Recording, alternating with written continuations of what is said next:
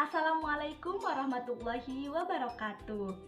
Halo adik-adik, bertemu lagi bersama Kak Asri pada pelajaran ilmu pengetahuan sosial.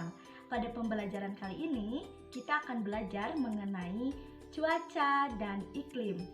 Nah, adapun indikatornya setelah menonton video ini, diharapkan adik-adik dapat mengetahui perbedaan dari cuaca dan iklim dan dapat mengetahui berbagai macam iklim yang ada di dunia.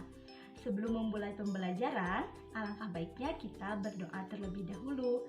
Berdoa dimulai. Berdoa dicukupkan. Nah, kemudian kakak akan bertanya terlebih dahulu, bagaimana sih keadaan cuaca di daerah kalian pada saat ini? Ya, tentu keadaan cuaca di daerah selalu berubah-ubah. Kadang misalnya saat ini panas, kemudian nanti sore hujan. Nah, lalu apa sih itu cuaca? Cuaca adalah keadaan udara yang terjadi di suatu daerah pada periode tertentu. Kemudian apa sih itu iklim?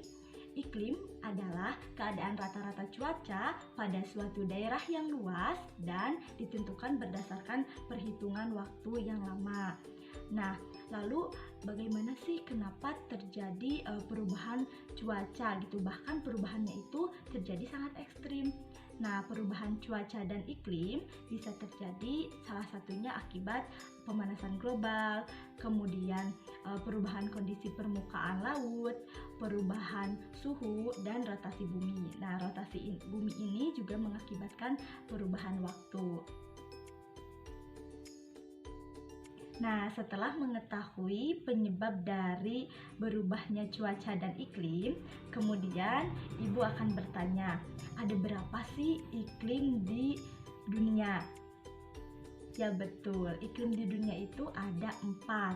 Yang pertama ada iklim tropis, kemudian ada iklim subtropis, yang ketiga ada iklim sedang, dan yang keempat ada iklim dingin.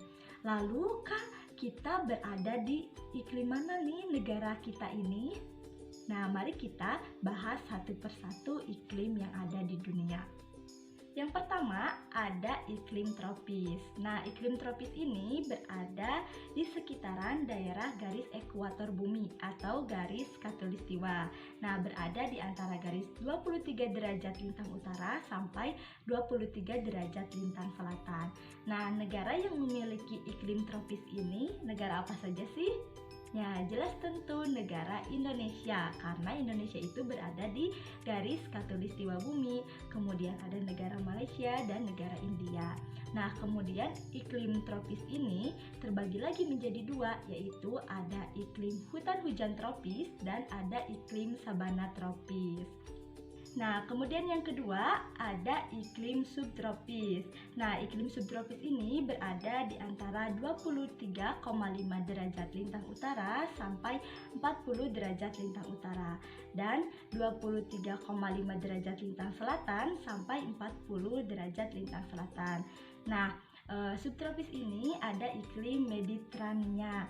Nah, dengan musim panas yang panas dan kering serta musim dingin yang basah tetapi tidak terlalu dingin. Nah, adapun iklim subtropis yang hangat dan lembab dengan musim dingin dengan curah hujan yang ringan. Lalu, negara mana saja sih yang mengalami iklim subtropis ini? Nah, yang mengalami iklim subtropis ini ada negara Jepang, negara Nepal, dan lain-lain. Nah, kemudian yang ketiga, ayo ada iklim apa? Betul, ada iklim sedang. Nah, iklim sedang ini berada di antara garis 40 derajat lintang utara sampai 60 derajat lintang selatan. Nah, iklim sedang ini terbagi lagi nih adik-adik menjadi 4 iklim. Nah, ada iklim laut pantai barat. Nah, iklim laut pantai barat ini dengan kondisi lembab dan mendung pada musim dingin, kemudian cerah dan kering pada musim panas. Nah, yang kedua ada iklim stepa. Kemudian ada iklim gurun sejuk. Nah, iklim gurun sejuk ini di musim panas dan dingin kondisinya panas dan kering. Dan di iklim sedang ini yang terakhir ada iklim benua lembab. Nah, walaupun musim panas, namun kondisi di sini tetap basah atau tetap lembab gitu. Nah, kemudian negara mana saja sih Kak yang berada di iklim sedang ini? Nah, negara yang berada di iklim sedang contohnya ada negara Inggris, Prancis, Rumania, dan negara Jerman. Nah, kemudian yang terakhir ada iklim dingin.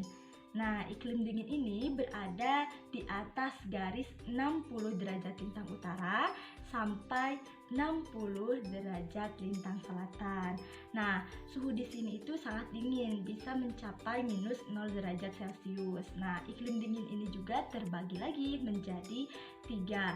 Ada iklim taiga dengan kondisi sangat dingin pada musim dingin. Kemudian ada iklim tundra, memiliki iklim dingin sehingga hanya rumput dan lumut yang dapat tumbuh gitu di iklim tundra ini.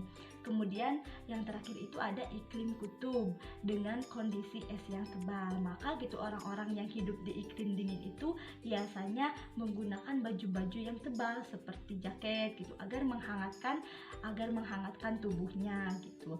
Nah, lalu negara mana saja sih yang mengalami iklim dingin ini? Nah, negara yang mengalami iklim dingin ini ada negara Swedia, Kanada, Alaska, dan Finlandia. Nah, sudah jelas ya mengenai macam-macam iklim di dunia ini. Nah, sudah jelas ya adik-adik bahwa cuaca dan iklim itu jelas berbeda gitu.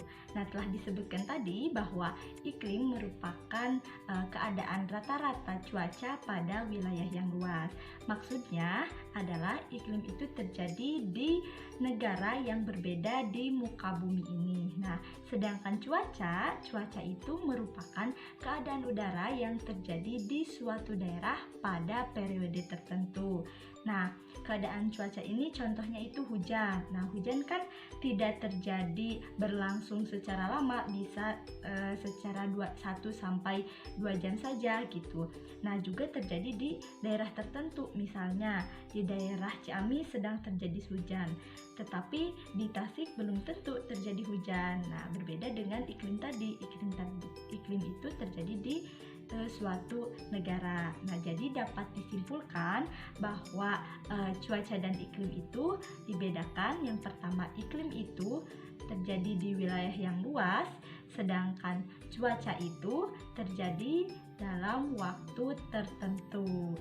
Nah, pembelajaran kali ini sudah selesai. Sebelumnya kakak akan mereview dulu pembelajaran kali ini dengan memberikan kuis yang harus kalian isi. Nah, selamat mengerjakan kuis.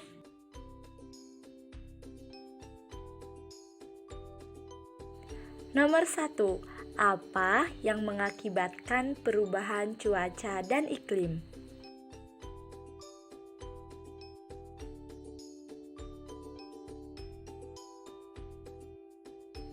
Nomor 2. Apa perbedaan cuaca dan iklim?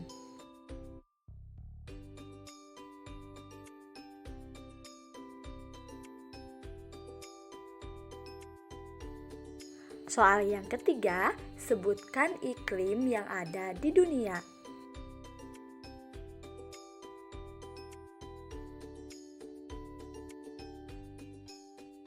Soal yang terakhir, Indonesia berada di wilayah iklim.